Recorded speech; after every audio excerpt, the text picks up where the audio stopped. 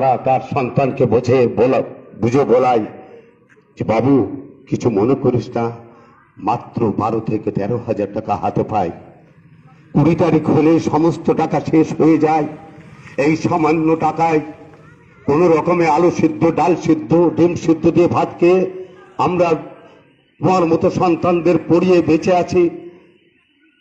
আর ঈশ্বরের কাছে করুণ সুরে শুধু আর্তনাদ করে বলে, ঈশ্বর তুমি মমতা বন্দ্যোপাধ্যায়ের সুবুদ্ধি দাও, যে বেতনটা দিলে আজকে আমরা সচ্ছলতার সাথে জীবন যাপন করতে পারবো, আমি আমার বাচ্চার খিদে, তার মানসিক যন্ত্রণা থেকে আমি মুক্তি পেতে পাবো, সেই ব্যবস্থাটা তাকে করিয়ে দেওয়া হোক। আমরা যখন 2004 সালে নিয়োগ হয়েছিলাম তখন আমাদের 2000 টাকা বেতন ছিল। প্রতি বছর 5% হারে বেতনটা বৃদ্ধি হচ্ছিল। হতে হতে হতে হতে 7 সাল পর্যন্ত আমাদের বেতন হলো 7,000 টাকা। সেই 7,000 টাকায় আমরা সীমাবদ্ধ থেকে গেলাম। তখন জিনিসের যে দাম ছিল তখনও সেই বাজারে জিনিসপত্র কিনে দৈনন্দিন খাবারের সমস্ত ব্যবস্থা করতে পারছিলাম না। সেই সময় আমরা সমস্ত ওয়েস্ট বেঙ্গলের পার্শ্ব শিক্ষক একত্রিত হয়ে কলকাতার মাঠে আমরা জমায়েত করেছি। সেই জমায়েতে মমতা বন্দ্যোপাধ্যায় 2009 সালে তিনি প্রতিজ্ঞা করেছিলেন যে 11 সালে যদি আমি ক্ষমতায় আসতে পারি, আপনারা যদি ভোট দিয়ে আমাকে মুখ্যমন্ত্রীর দায়িত্ব বসাতে পারেন, আমি আপনাদেরকে কথা দিয়ে যাচ্ছি আপনাদের বেতন স্থায়ী টিচারের সমান সমান করে দেব।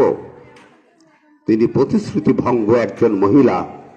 দয়া নেই, মায়া নেই, মমতা নেই, ভদ্রতা নেই, শালীনতা নেই, এইরকম একটা মহিলার মুখ্যমন্ত্রীর রাজ্যে আমরা বসবাস করছি।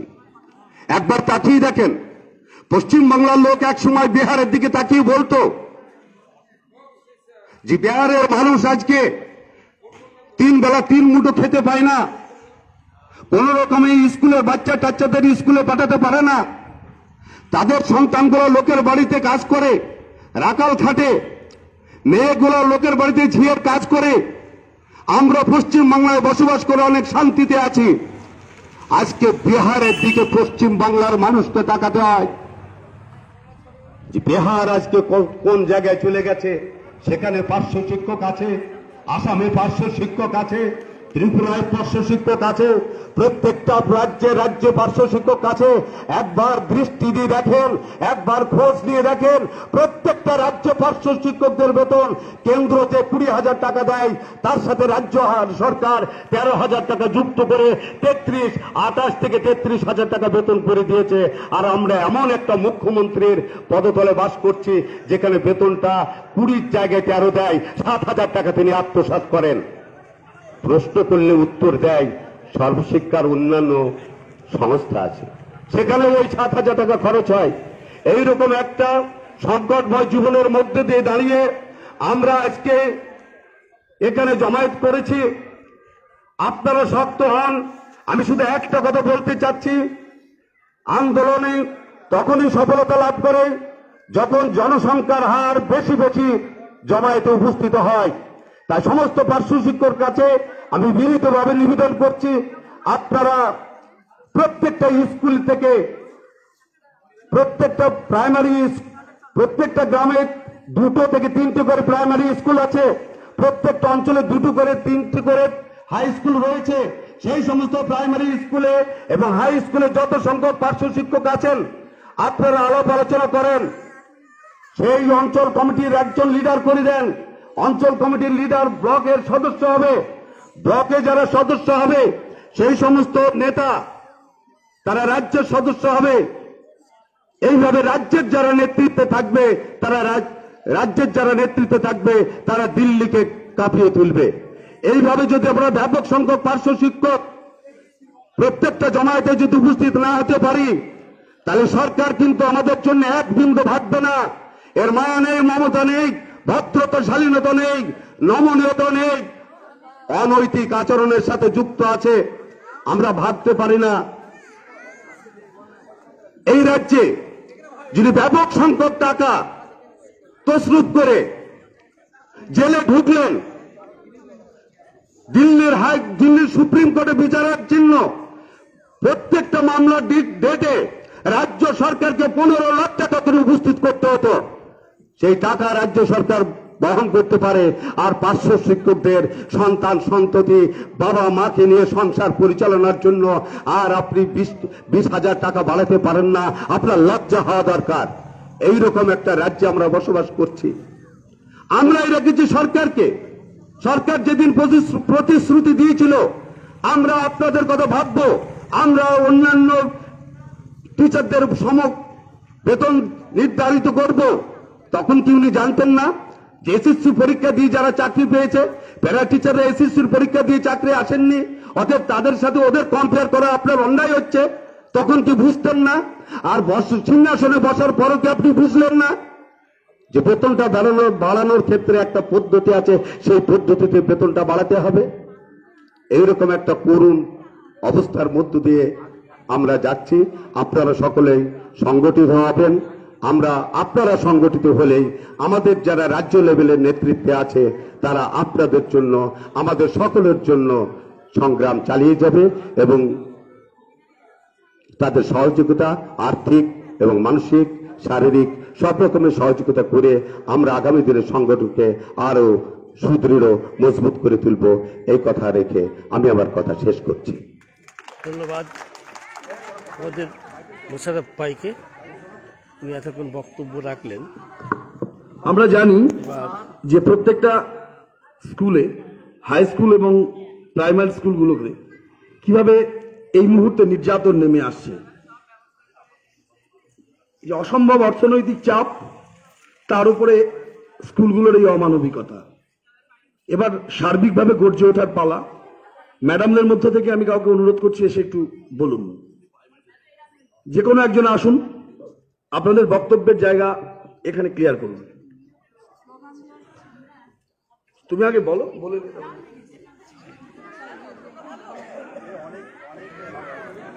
আপনারা দেখছেন আজ আমরা নদিয়া জেলার পার্শ্ব শিক্ষক, নদিয়া জেলা সমগ্র শিক্ষা মিশন অর্থাৎ ডিইও যে অফিস, সেই অফিসের যিনি মুখ্য আধিকারিক তার নিকট আমরা আমাদের জীবন যন্ত্রণা, সেই জীবন যন্ত্রণা লাঘব করার জন্য একটি ডেপুটেশনের আয়োজন করেছি। কিন্তু আমরা দেখছি 4200 পার্শ্ব শিক্ষক আছে নদিয়া জেলার। এই মুহূর্তে উপস্থিত লজ্জা লাগে আমাদের নিজেদের প্রতি, যে যারা ঘরে বসে খবর নিতে চায়, যারা সরকারের চাটুকারিতা করে, যারা নিজের অধিকারের জন্য রাস্তায় নামতে পারে না। আমরা পার্শ্ব শিক্ষিকা, এটা বলতেই এখন লজ্জা করে। এরপরে হয়তো কোনো এক সময় এমন আসবে আমাদেরকে লোকে দেখতে আসবে। আমরা যে বেতনে শিক্ষা দিই সেই পর্যায়ে ছেলেমেয়েরাও জিজ্ঞাসা করে রুটিনের পর। আমাকে এই বছরেই জিজ্ঞাসা করেছে, এত বছর পর, ম্যাডাম আপনি প্যারা টিচার? ম্যাডাম কেন রে, প্যারা টিচার বলে তোদেরকে কেউ কিছু বলেছে? যে বলছে হ্যাঁ, যেখানে প্রাইভেট পড়ি সেখানে বলেছে যে ওই টিচার, ওরা তো প্যারা টিচার। বৈষম্য চোখে আঙুল দিয়ে আমাদেরকে রোজ দেখিয়ে দেয়। প্রতিদিন আমাদেরকে এই ঘাত প্রতিঘাতের মধ্যে দিয়ে যেতে হচ্ছে। 2004 সালে যখন আমরা ঢুকেছিলাম, তখন আমরা 2000 টাকায় ঢুকেছিলাম। আমার school Majhdia Railbazar high school, সেখানে এক বছরে আমাদেরকে ফেয়ারওয়েল দেওয়া হয়েছিল, একটা ছোট ডায়েরি, পেন আর একটা চকলেট। ওরা খুব খুশি হয়েছিল যে আমরা চলে যাচ্ছি, আমাদেরকে ফেয়ারওয়েল দিয়েছিল। তা আমরা সেই ফেয়ারওয়েলে স্মৃতি রোমন্থন করে বেরিয়ে এসেছিলাম। তারপরে আবার আমরা কেস কাবাডি করে ঢুকি। তো যে রাজ্যে শিক্ষামন্ত্রী এত টাকা ঘুষ নিয়ে আজ জেলে, যেখানে প্রতিটি নেতা করাপ্টেড, এসএসসিতে করাপশন প্রমাণ হচ্ছে, কোনো সময় হচ্ছে না, সেখানে আমাদের পার্শ্ব শিক্ষকদের মানে এত পার্সেন্টেজ দেখে এবং স্বচ্ছ প্রক্রিয়াতে আমাদের অ্যাপয়েন্টেড হয়েছে। যারা নিয়েছেন তারাই বলেছেন যে তোমাদের মধ্যে যে পরিমাণ স্বচ্ছতা রাখা হয়েছিল, তারপরেও আমাদের ভবিষ্যৎ এইভাবে ঝুলে থাকলো। মমতা ব্যানার্জি যখন ক্ষমতায় আসেন তার আগে আমাদের মাঝদিয়া রেলবাজারের যে ফুটবল খেলার মাঠ সেখানে উনি এসেছিলেন। আমি নিজে অটোগ্রাফ নেব বলে, তখন তো তৃণমূল এসে যে এইরকম দেখাবে সেটা তো বুঝিনি, তো আমি নিজে ড্রাইভারের গাড়ির সামনে দিয়ে ফার্স্ট সিটে উনি যখন এসে মঞ্চ থেকে নেমে উঠলেন, তো আমি একটা ডায়েরির পাতা আর একটা পেন এগিয়ে দিলাম, ম্যাডাম অটোগ্রাফটা উনি যখন করছেন তখন আমি বললাম, ম্যাডাম আমরা পার্শ্ব শিক্ষক, আমাদেরকে একটু দেখবেন, ক্ষমতায় এলে আমরা আপনার পাশে আছি। বললেন দেখবো তোমাদেরকে তো অবশ্যই দেখবো। এই 4টে কথা আজও কানে ভাসে। সেই কথা আজও রাখলেন না।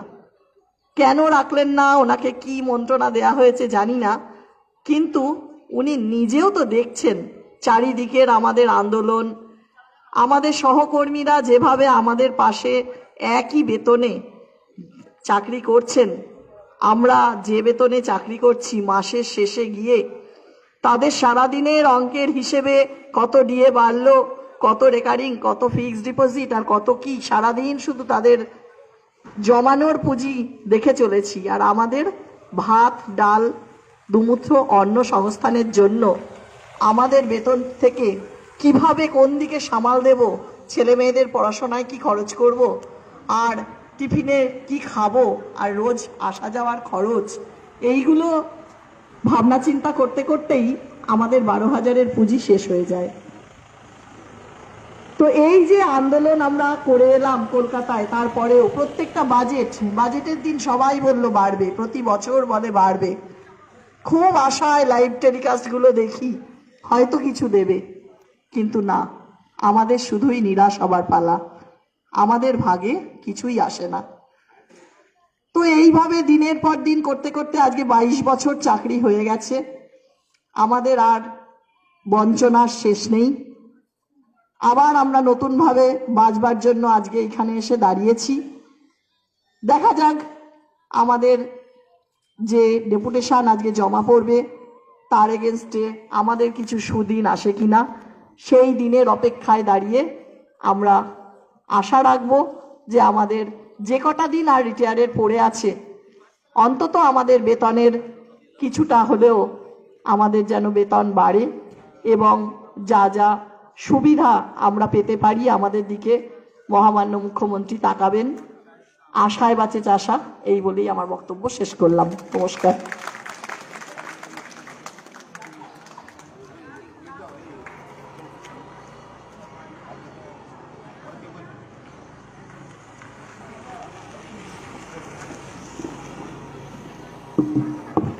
এবার আপনাদের সম্মুখে আলোচনা রাখছেন শামীম আক্তার। শামীম আক্তারকে মাইকে কথা বলার জন্য অনুরোধ করছি।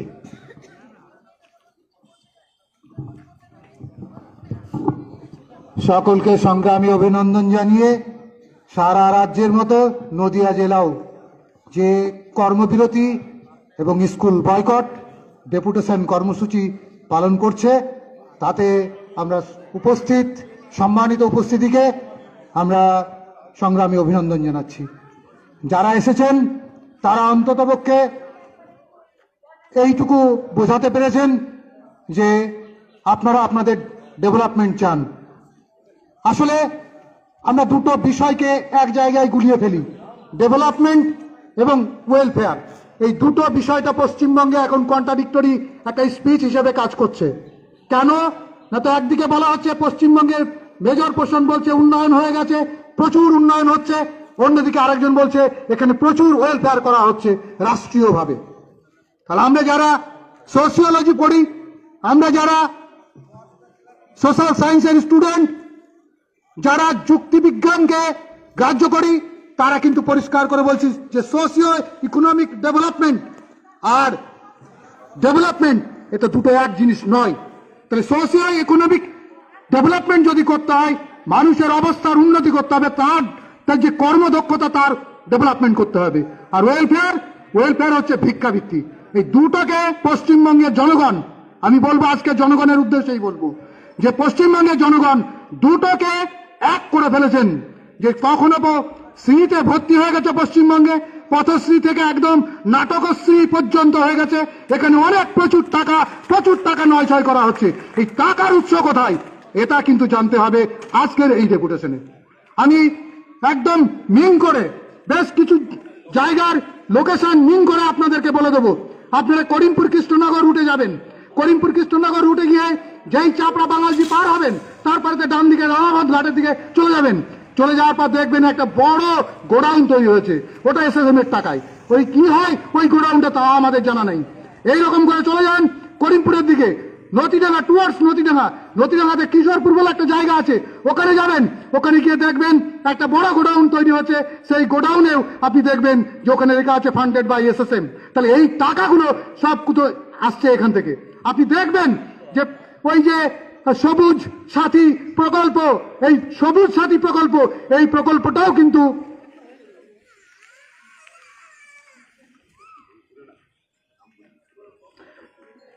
এই সবুজ সাথী প্রকল্পটাও ব্লুটুথ করা আছে।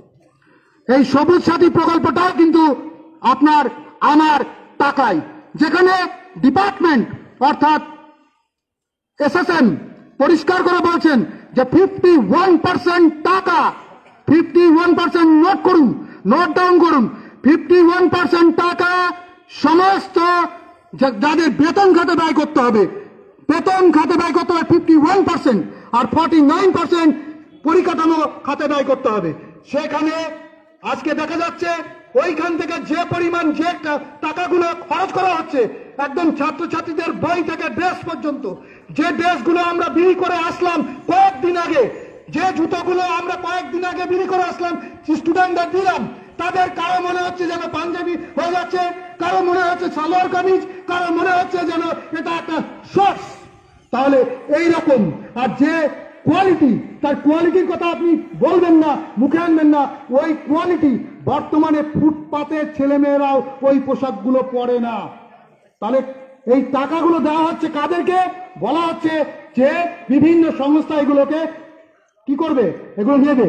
তাহলে একের পর এক পরিকাঠামো খাতে উন্নয়ন করার নামে যে ড্রেনেজ, ইকোনমিক্যাল ড্রেন, যে ড্রেনটা ব্রিটিশ কলোনিয়াল গভর্নমেন্ট করেছিল এদেশের সম্পদকে, ব্রিটিশদের মানে ইংল্যান্ডের উন্নতির জন্য যেটা করেছিল, সেই ক্ষেত্রে দেখা যাচ্ছে আমাদের ক্ষেত্রেও আমাদের টাকা দিয়ে ব্যবহার করে সেই টাকাগুলোকে একটা ড্রেনেজ করে সেটা নিয়ে চলে যাচ্ছে অন্য খাতে। এমন একটা কথা এই রাজ্যের মুখ্যমন্ত্রী বলেন, একদম স্ল্যাং ল্যাঙ্গুয়েজে কোট আনকোট করে বলছি, তিনি বলছেন অমুক এই টাকা কোথায় পাবি জানি না, এটা দিতেই হবে তোকে, টাকার ব্যবস্থা কর। এটা হচ্ছে একজন মুখ্যমন্ত্রীর কথা, এটা হচ্ছে একজন তার আধিকারিককে, তার অধস্তন কর্মচারীকে বলছেন, নির্দেশ করছেন। এটা বলতে পারেন কি উনি রাষ্ট্রীয়ভাবে রাজ্যের মানে প্রশাসনিক কর্তা হিসেবে, কর্ত্রী হিসেবে এটা বলতে পারেন না। তাহলে তার নাম করে বলছে এটা করতে হবে তোকে, একজন আধিকারিককে বলছেন তার ঊর্ধ্বতন কর্তৃপক্ষ, যিনি নাকি প্রথম শ্রেণীর নাগরিক এ দেশের, এ রাজ্যের। ভাবতে অবাক লাগে। আর আজকে 2011 সালের আগে 2009-10 যে সেশনে আমরা কলকাতা রাজপথ কাঁপিয়ে দিতাম, যে সেশনে আমরা কলকাতা রাজপথে কাঁপিয়ে দিয়েছি, বিরোধী দলনেত্রী হিসাবে পার্থ চট্টোপাধ্যায়, নেতা হিসাবে পার্থ চট্টোপাধ্যায়, সুদীপ বন্দ্যোপাধ্যায় এবং মাননীয় আজকের মুখ্যমন্ত্রী শ্রীমতী মমতা বন্দ্যোপাধ্যায় সেদিন বলেছিলেন দিল্লিতে 10,000 পাবে আর এখানে 4,000 2,000 পাবে, এটা হবে না। উনি সম্বোধন করেছেন কেউ খাবে কেউ খাবে না, কমরেড তা হবে না, তা হবে না। উনি ভুলে গেছেন এই কথাগুলো। এই ভুলে যাওয়ার কথাগুলোকে স্মরণ করানোর জন্য মুখ্যমন্ত্রী যে প্রতিশ্রুতি দিয়েছিলেন, ক্যাবিনেটে 2টো সিদ্ধান্ত হয়েছিল 2011 সালে, সেই 2টো সিদ্ধান্তের মধ্যে একটা সিদ্ধান্ত ছিল যে সিঙ্গুরের জমিকে ফেরত করা হবে ল্যান্ড ওনারদের কাছে, আর একটা সিদ্ধান্ত নেওয়া হয়েছিল যে প্যারা টিচারদের 6 মাস থেকে 3 বছরের মধ্যে ধাপে ধাপে উন্নীত করা হবে, স্থায়ীকরণ করা।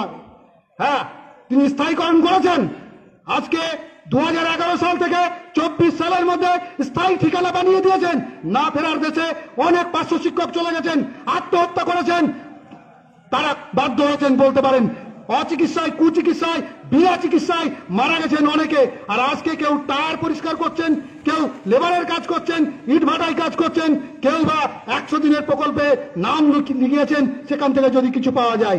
কেউ আলু বিক্রি করছেন, কেউ ডিম বিক্রি করছেন। কিন্তু আমি আমাদের পার্শ্ব শিক্ষকদের যে দৈন্য দশা, এটা দেখে জমায়েতের যে দৈন্য দশা, সেদিকে বলছি পার্শ্ব শিক্ষকরা অনেকেই ভালো আছেন। ভালো আছেন মানে এই কথা বললাম, চামচামিতে অনেক ভালো আছেন। যারা মনে করছেন যে আমরা যারা এই আজকের ডেপুটেশনে এসছেন, কর্মবিরতি পালন করছেন, স্কুলকে বয়কট করছেন, আমাদের বাচ্চাদের সাগর সঙ্গমে নবকুমার হিসেবে পাঠিয়ে দিয়েছি আমরা সমুদ্র স্নান করতে গিয়ে, তারপরে যে বিসর্জন দিয়েছি, তারা মনে করছেন যে আমরা স্কুলে আমাদের ছাত্রদেরকে প্রতারিত করছি, বঞ্চিত করছি। বন্ধুগণ, আমরা কাউকে প্রতারিত করতে আসিনি, কাউকে বঞ্চিত করতে আসিনি। আমরা নিজেরা বঞ্চনার জন্য, বঞ্চনা এমন পর্যায়ে সীমাহীন বঞ্চনার প্রতিবাদে আজকে আমরা স্কুলটাকে আর স্কুলই ভাবছি না, ওটা একটা খোয়ার ভাবছি। সেই খোয়ারের জন্য আর আমাদের শিক্ষা দীক্ষার কোনো প্রয়োজন আছে বলে মনে হয় না। আজকে আমরা এখানে এসেছি, অবস্থান করছি। আগামী দিনে এইটাই আমাদের কাছে বর্তমান কর্তব্য বলে আমরা মনে করি। আমরা স্কুলে ফিরে যাব, সই করব এবং লাগাতার পেন ডাউন করব। সেই দিন কিন্তু মনে থাকবে, মনে রাখবেন, আপনার স্কুলগুলো কিন্তু অচল হবে। আর যে বা যারা আমাদের ওই শিক্ষক বন্ধু, পার্শ্ব শিক্ষক বন্ধু, তারা অনেকটাই চামচামি বাড়ামি করছেন, তাদের কি অবস্থা হবে সেই দিন দেখবেন। আপনারা জানেন প্রত্যেকটা বিপ্লবের প্রতি বিপ্লব রয়েছে। সুতরাং প্রতি বিপ্লবী যারা আছেন, যারা মনে করছেন এখানে ফেসবুক হচ্ছে, ফেসবুক লাইভ হচ্ছে, সেখান থেকে আপনারা বুঝতে পারবেন রেকর্ড হচ্ছে, তারা বুঝবেন সেই দিন, যেদিন আপনারা কোনোদিন কোনোভাবে বিপদে পড়বেন, যেদিন আপনারা স্কুলে ক্লাস নিয়ে চোখ ডাস্টার নিয়ে ছাত্রছাত্রীদের কাছে যাবেন, সেই দিন কিন্তু আপনারা বুঝবেন যে আপনাদের কতটা কষ্ট, কতটা দৈন্যতা, কতটা আপনারা কষ্ট সহ্য করতে পারেন, কতটা কৃচ্ছ সাধন করতে পারেন, সেই দিন আপনাদেরকে বোঝানো হবে। বন্ধুগণ, এটা হুঁশিয়ারি নয়, এটা গণতান্ত্রিক দেশ। এই গণতান্ত্রিক দেশে আমার অধিকার আছে, রাষ্ট্রীয় অধিকার আছে। যে রাষ্ট্র, আপনারা যদি জানেন, সোশ্যাল কন্ট্যাক্ট থিওরিতে যদি যান, সেখানে মানুষের সঙ্গে বিশিষ্ট নেতাদের কন্ট্যাক্ট হয়েছিল, চুক্তি হয়েছিল। রুশো সেই বিখ্যাত কথা সোশ্যাল কন্ট্যাক্ট থিওরি, সেখানে আপনারা পড়েছেন, রাষ্ট্র 5টা বিষয়ে আপনাকে কি দেবে? অধিকার দেবে। 5টা বিষয়ে, অন্ন, বস্ত্র, বাসস্থান, শিক্ষা, স্বাস্থ্য, এটা দেবে। এটা দেওয়ার এর পরিবর্তে তারা আপনাকে রাষ্ট্রীয় ভাবে কি করবে? একটা নিরাপত্তা দেবে। আমরা সেই নিরাপত্তার মধ্যে আছি কি?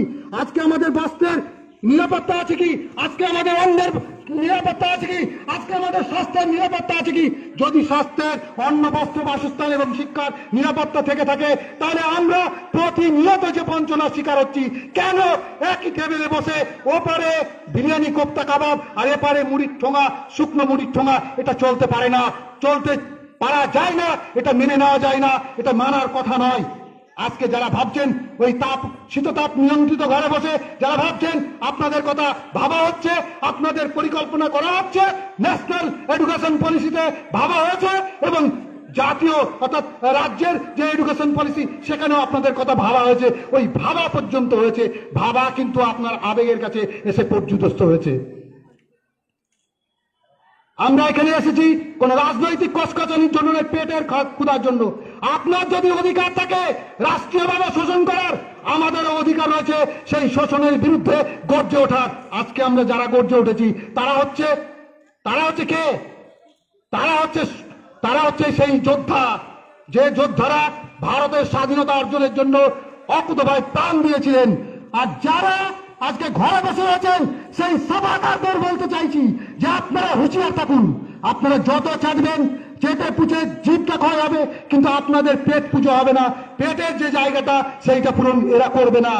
আপনাদের জন্য কোনো পরিকল্পনা নেই, আপনাদের জন্য কোনো পরিকল্পনা থাকতে নেই।